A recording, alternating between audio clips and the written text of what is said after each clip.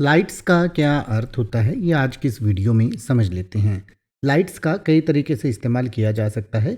एक तो सबसे पहले लाइट का प्लूरल यानी कि बहुवचन होता है लाइट्स, यानी कि एक से ज़्यादा लाइट को हम लाइट्स कहते हैं। और लाइट का अर्थ होता है प्रकाश यानी कि रोशनी, बोध, दीपक, प्रकाशमान, दृष्टिकोण, दृष्टि या हल्केपन से। तो एक से ज़्यादा प्रकाशों को, बोधों को या दीपकों को हम लाइट्स कह सकते हैं।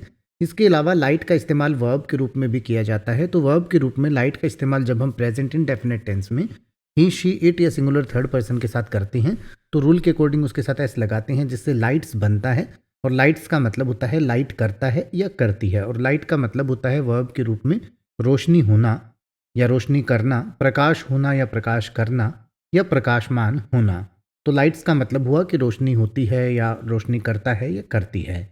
इसके अलावा लाइट का इस्तेमाल एडजेक्टिव और एडवर्ब के रूप में भी किया जाता है। एडजेक्टिव के रूप में लाइट का अर्थ होता है हल्का, हल्की या बहुत कम।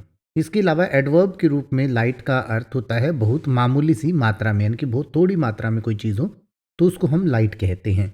जैसे कि अगर आप ये कहना चाहें कि एक मोमबत्ती दूसरों को रोशन करती है और खुद को ख़त्म कर देती है, यानी कि एक मोमबत्ती ऐसी चीज़ होती है जो खुद को जलाकर दूसरों को रोशनी देती है, तो आप कहेंगे अ candle lights others and consume itself. A candle lights others and consumes itself.